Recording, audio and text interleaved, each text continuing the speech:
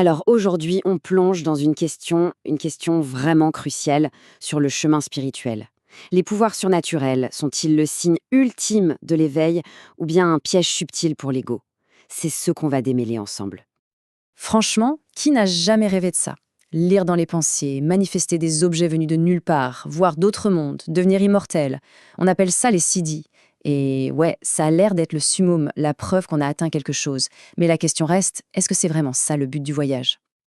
Et pourtant, il y a ce grand sage, Ramana Maharshi, une figure immense de l'Advaita Vedanta, la non-dualité.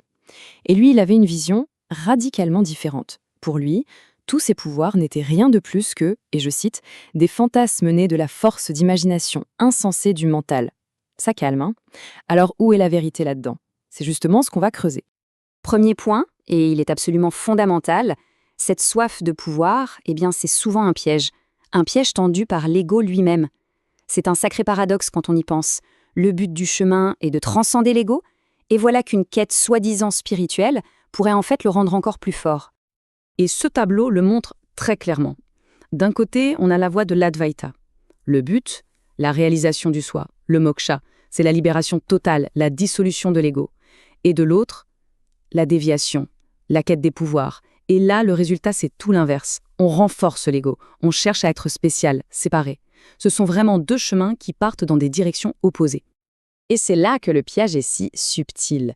L'ego est incroyablement rusé. Il ne disparaît pas comme ça. Non, il évolue. Comme le dit cette citation, il troque son arrogance contre une forme de mysticisme. Et il commence à nous chuchoter à l'oreille. Ça y est, maintenant tu es éveillé, tu es spécial. C'est l'antithèse absolue de l'unité qu'on est censé rechercher. Ok, donc on a vu le piège de l'ego. Mais ce n'est que la première couche. En fait, il y a un problème encore plus profond avec tous ces pouvoirs. Ils ne sont tout simplement pas permanents. Ce qui amène une question assez logique finalement. Si le but de la quête, c'est de trouver quelque chose d'éternel, d'immuable, comment est-ce que des pouvoirs qui apparaissent et disparaissent pourraient être la destination finale? Ça n'a pas beaucoup de sens, n'est-ce pas? Parce qu'au fond, qu'est-ce que c'est? Même un pouvoir aussi impressionnant que la télépathie, ça reste une forme d'audition. La clairvoyance, c'est une forme de vision. Tout ça, ça dépend encore de nos sens, ça dépend du mental. On est donc toujours dans la dépendance. Ce n'est pas la vraie libération.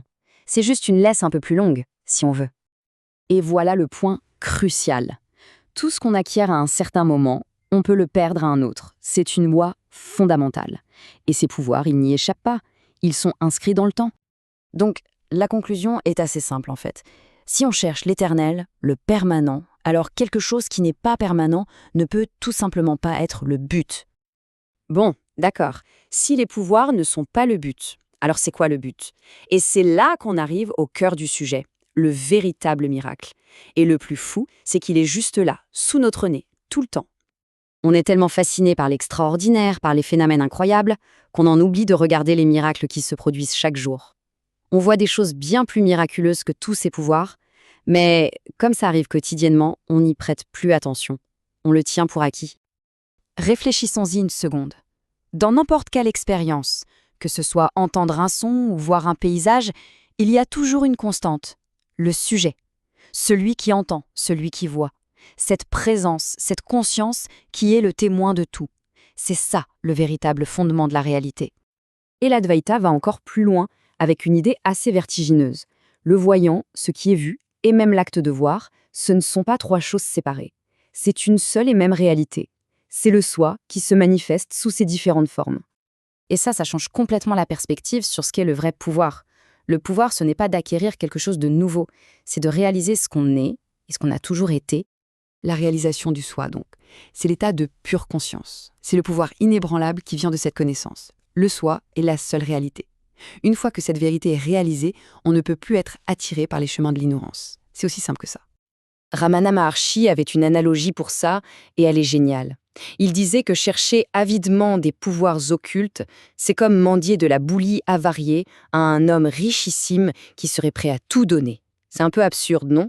Pourquoi se contenter des miettes quand la totalité nous est offerte? Et c'est ça le message final. La force tranquille, silencieuse de la réalisation du soi est infiniment plus efficace et puissante que l'utilisation de tous les pouvoirs psychiques qu'on puisse imaginer.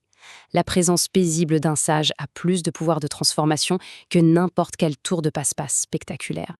Ce qui nous laisse, avec cette dernière pensée, une question à méditer. Dans le grand théâtre de l'existence, où se porte notre attention ? Est-ce qu'on est captivé par le spectacle, par les phénomènes qui changent sans arrêt, ou est-ce qu'on se tourne vers le spectateur silencieux et immuable qui observe tout ça ?